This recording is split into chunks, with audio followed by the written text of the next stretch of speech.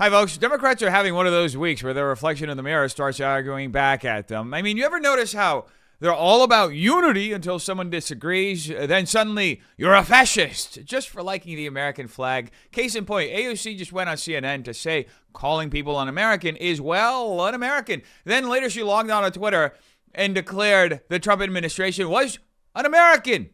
I guess consistency isn't covered in her Green New Deal. Anyway, yesterday she did a town hall on CNN with Senator Bernie Sanders to discuss the government shutdown. And when asked if she'd give Trump credit for bringing home 20 Israeli hostages, saving them from Hamas, she actually said yes and immediately blamed Trump for world peace being delayed. Do you give him credit, though, for getting to this point where it did get those 20 hostages back home with their families?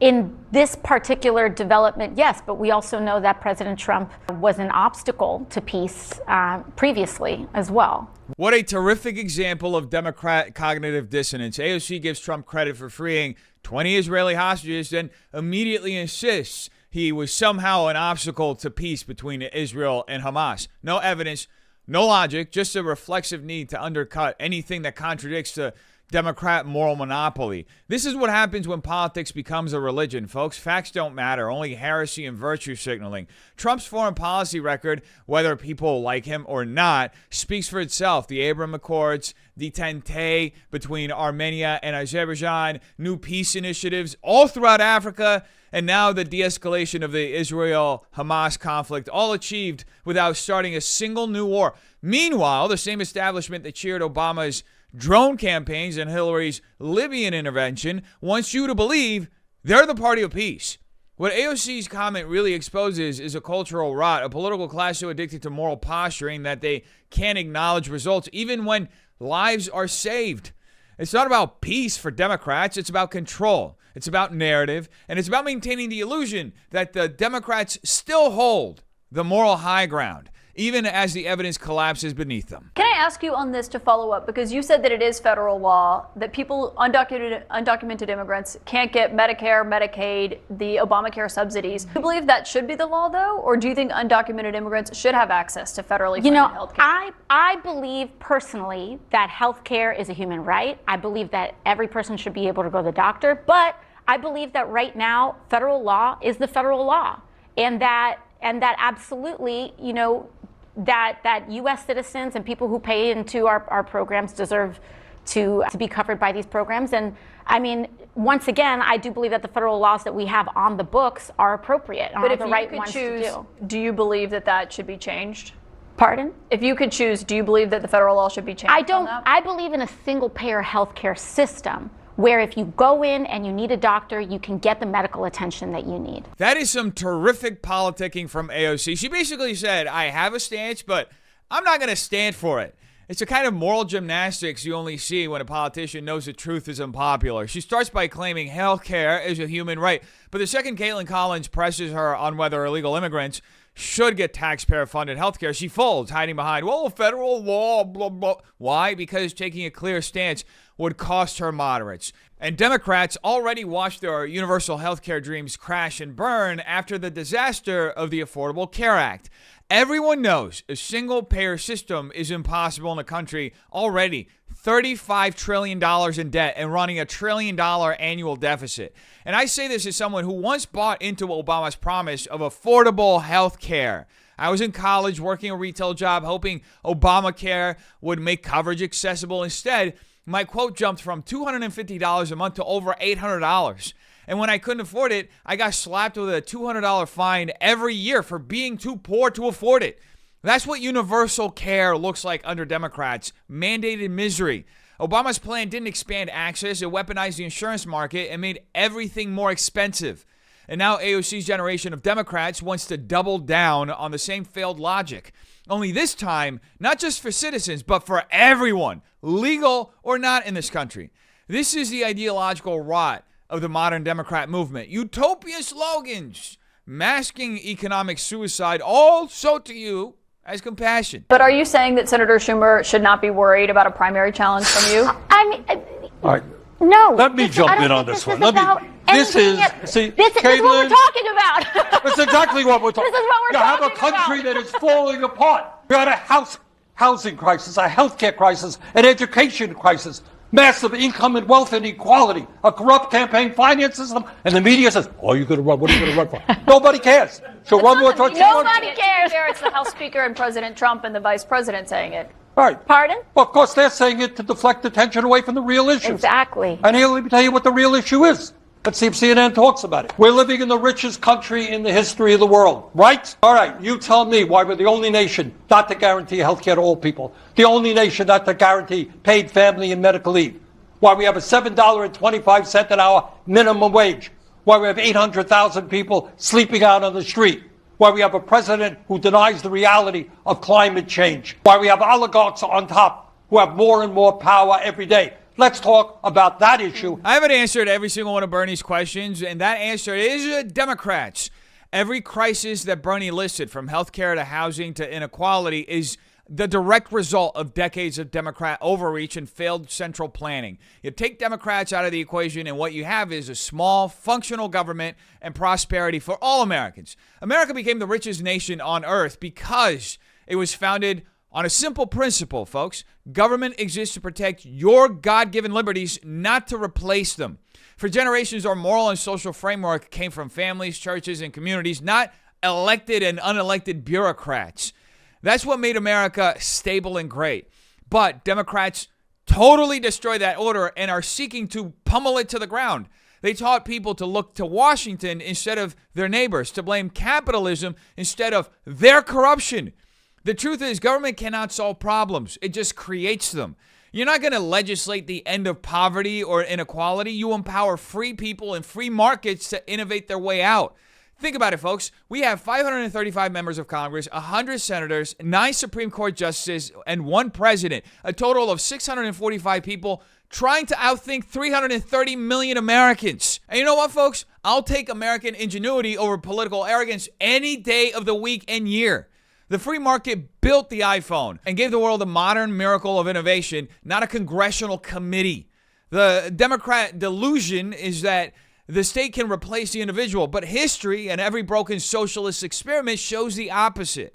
The government doesn't make life better. It just gets in the way of people who can. They have been successful because they have also been very clear, especially digitally, about what they believe. That women are inferior, that they do not deserve equal rights. That they believe that LGBTQ Americans are subhuman, that they believe and are circulating disgusting racial and white supremacist messaging that they are able to get away with digitally and online. And they are able to radicalize and target and exploit a generation of young boys, in particular, away from healthy masculinity and into an insecure masculinity that requires the domination of others who are poorer, browner, darker, or a different gender than them. And that is why they are resonating online, because they are appealing to the most basest and worst parts of human nature to divide us. And why to divide us? So that the same people who own those platforms, people like Elon Musk, Peter Thiel, Mark Zuckerberg, that these people can continue to get away with highway robbery in tax cuts and in order to fleece all of our pockets, cut our health care, keep our wages low so that we remain fighting amongst ourselves while they make themselves richer. And so in order for us to fight back against that, we must be clear about what we believe, have strong beliefs. You believe nothing, dude. And also be completely unwilling to bow to that kind of division and stand in solidarity with one another, especially when it is someone whose culture is different from ours or whose background we may not entirely understand, but that we honor, love, and see as our fellow American. AOC gets 100 for moral posturing and absolutely 0 for substance in this unhinged monologue. And honestly, there isn't a single sane man alive who would ever take her definition of masculinity even remotely serious, because for the past decade, Democrats have done everything in their power to destroy it. They labeled traditional masculinity as toxic, mocked men for being men, and then wondered why young guys are tuning them out. They even turned something as simple as sitting with your legs apart into a feminist crisis. Manspreading, they said. as if men are supposed to cross their legs like ballerinas while ignoring the basic anatomy sitting between their legs, those balls.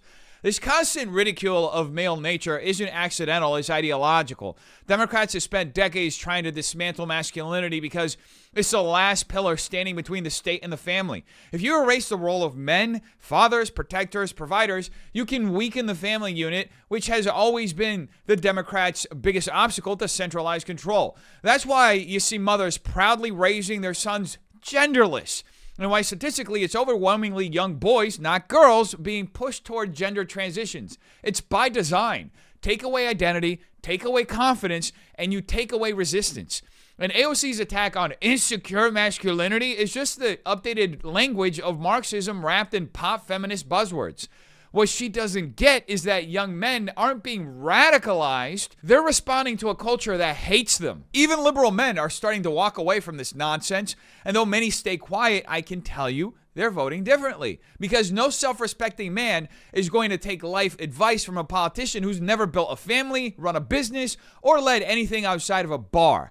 AOC might be a talented performer in politics, but she knows nothing about manhood, about responsibility, about reality, about ethics, about principles, about biblical knowledge. And the more she talks, the more she proves this. If I, as a Democrat, disagree with you as a Republican, I'm not going to question your motive. I'm not going to question your allegiance to this country. We are actually stoking division in our country when we call those who disagree with us un-American. That is what is un-American. Because that right there, that kind of attitude is what is actually anti-American. That kind of attitude is what is actually treasonous, is to attack our Constitution and to attack the obligations that we have in our Constitution, to attack free speech, to attack the powers of Congress, to erode our ability to investigate and conduct oversight.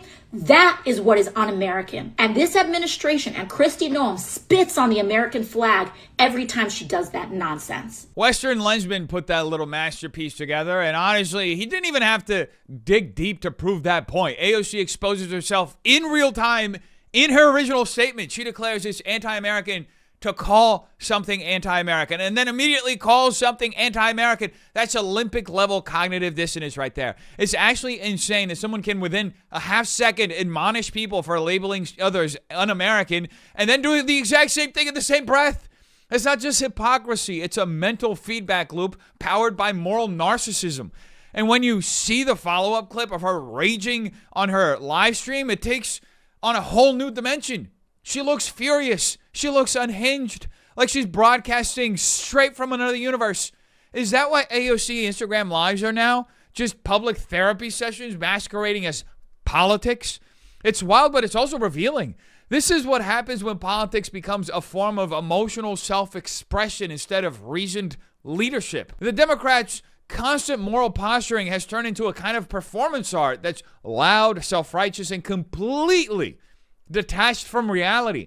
And the sad part, millions of people mistake this, whatever this is, for virtue. Now, folks, I think it's obvious that what we're witnessing is the end stage of the feminization of our political institutions. And I don't say that to demean femininity. God designed both masculine and feminine virtues for a reason, but we've tipped so far out of balance that politics no longer requires substance, only this dramatic soap opera type performance that we get from the AOCs of the world.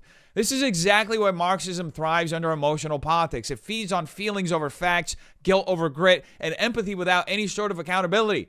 See, the Democrat war on masculinity isn't over fairness. It's about control, clear and simple. You dismantle masculine institutions like the military, policing, and trades, and what do you get? A society unable to defend itself, unwilling to enforce order, and incapable of the truth. Defund the police wasn't just a slogan. It was a step toward neutering strength itself. And look at the result: rising crime, weaker cities, and a generation of leaders who'd rather psychoanalyze criminals than protect actual victims. Compassion has replaced justice, and emotion has replaced reason. But ask yourselves, folks, what happens to a civilization when its men are told strength is toxic, when discipline is mistaken for cruelty, and when protection is mocked as oppression? The answer is what you see around you today: chaos masked as compassion, decline dressed as progress. Society cannot survive without balance, without the disciplined love of men that mirrors the love of God, firm, demanding, but redemptive. You can declaw the lion in the name of safety, but the jungle doesn't disappear.